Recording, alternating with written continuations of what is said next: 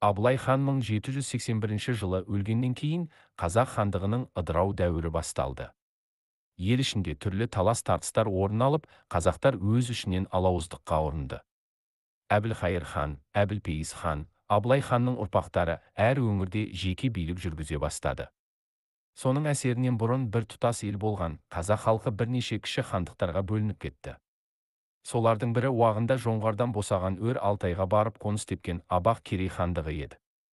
Қытайдағы Мәнжу императорлығының протектораты болған Абақ Керей хандығының құрылуы хақында айтар болсақ, бұл хандық 1790 жылы өр Алтайда құрылды.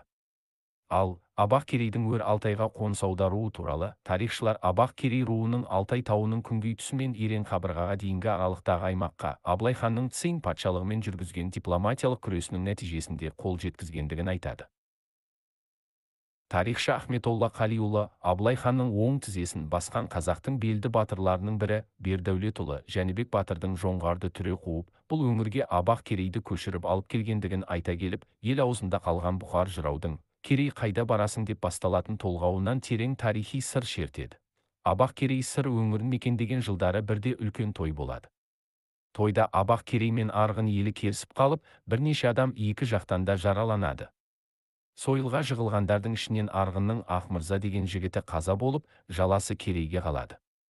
Арағайындық жасап, қазақ заңы бойынша Керейден арғынға құн алып беріп, Абақты арғынның аяғына жығып бітірмек болады. Бұған Керей жағы, біз адам өлтіргеніміз жоқ, арғынның өз арасында өштік бар. Осы орайда бірін-бірі өлтіріп, жаласын бізге жауып отыр. Ағайынның бәрі іргелі арғынға бұрып сөйледі. Іргеден жау, белдеуден дау шықты. Осы қастық қалып, өштік өшкенше мойны ұзақ бір жерге оқшаулана тұрғанымыз абзал деп Абақ Керей бұл маңнан ауа жөнеледі. Бұл Чянлыңның 36 жылы екен. Бұл кез қазақ пен қырғыз арасындағы қақтығыс аяқталып, қырғыз ханы қызы Тұмарды Әбілпейіз ханға беріп, енді ғана тыныштық орнаған шақ екен. Ол заманда ел ішінің тыныштығы, іргенің бүтіндігі, ағайынның татулығы елдің ел болуының негізі еді. Осыны ойлаған ел жақсылары көшкен Керейді тоқтату үшін артынан қуып барып ақыл айтып қайтаруға Бұхарды жібереді. Бұхар жырау, Керей қайда барасың деп толғау айтып, үдері көшкен жұртты қайтармақ болғанымен, Абақ Керей сол көшкеннен қалба, Маңырақ, Кішкене тау деген таулары, Зайсан көл, Кішкене көл деген көлдері бар өңірден ірге теуіп, шығысы Сауыр тауының шығыс тұмсығы, Үліңгір көлі, Үліңгір өзеніне дейін кең көсіліп орнығады. Әсілі бұл Керей тайпасының жоңғар жаугершілігі заманынан бұрынғы қара қонысы еді. Кейін шапқыншылықтар тұсында ірге аударып, ығысып кеткенді. Абақ Керей сол мекенге қайта оралады. Жалпы Алтай тауының күнгей тұсы Абақ Керейдің ежелден ата қонысы болатын. Цин патшалығының деректеріне қарағанда, Абылай хан жоңғарды жеңгеннен кейін, Цин патшасымен дипломатиялық күрес жүргізе отырып, Абақ Керейді өз ата мекеніне қайта көшірген. Абылай ханның бұл реформасы Қытай деректеріне қарағанда 1760 жылы жүзеге асқан.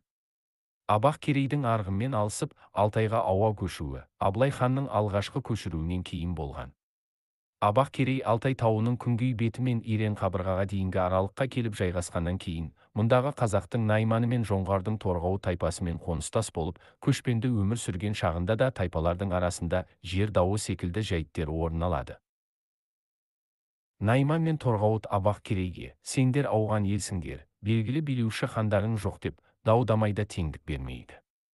Ақыры Абақ Керей игі жақсылары Тауасар биді тарту таралғысымен жетісуді билеген Әбілпейіз ханға ұлдарының бірін төре етіп тағайындауды өтініп, елші етіп жібереді. Әбілпейіз хан қырғыз манабының қызы Тұмардан туған Көкедайды Абақ Керейге төре етіп тағайындайды. Бұл шамамен 1780 жылы болған оқиға екен. Әбілпейіз хан 1783 жылы өлгеннен кейін, оның орнын басқан баласы хан Қожа Сұлтан тек Найман тайпасының ғана билеушісі болады. Ал Көкедай 1790 жылы Пекинге барып, Цин патшасынан Абақ Керейге күң, князь деген лауазым алып қайтып, Абақ Керейді жеке дара билей бастайды. Көкедай хан Цин патшасымен жасасқан Сары Ноқтаның аты деген келісім шартқа сай, жылына белгілі мөлшерде 1000 байтал салық төлеп тұрады. Бірақ Цин патшасын Абақ Керей хандығының ішкі істеріне араластырмаған. Абақ Керей хандығы протекторат жағдайында жартылай тәуелсіздік, Цин патшалығына бағынады. Көкедай хан 1820 жылы қайтыс болып, Абақ Керей тағына баласы Ажы төре отырады. Алайда Ажы төре әкесіндей алымды болмаған соң, Абақ Керейдің белді билері ел басқару ісінде төрелердің биігін шектейтін конституциялық монархия түзімін енгізеді. Төрт би төре заңын зерттеуші Бидахмет Мұқайұлы өз еңбегінде бұған мынандай дерек келтіреді. Өскен ел ішіндегі Жәдік, Жантекей рулары Ажыгүң жол көрсетіп, Абақ Керейден ел басқаратын билер сайлауды ортаға қояды.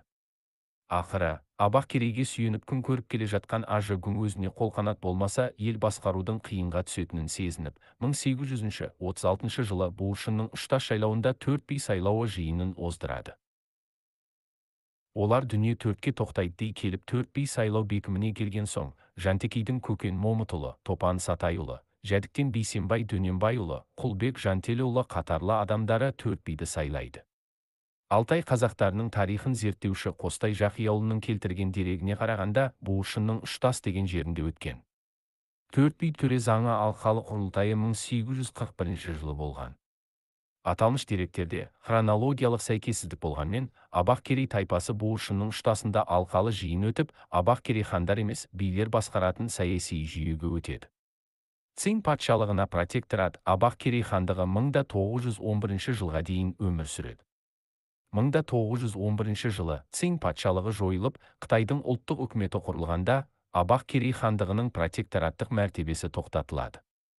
Қытайдың жаңа билігі Абақ Керей хандығын жойып, оның орнына 5 сатылы жүйеден Зәңгі, Залың, Үкірдай, Тайжы, Амбы тұратын әкімшілік жүйені енгізді.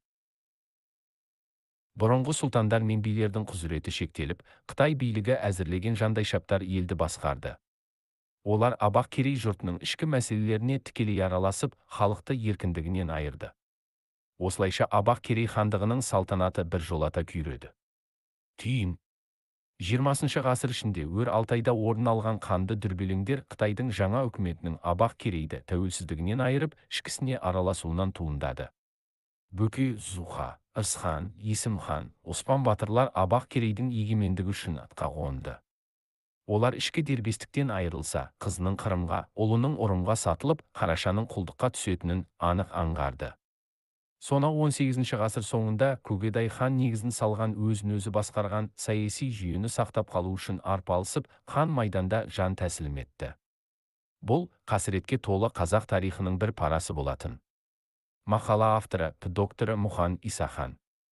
Иман журналының 2022 жылғы 9 санында.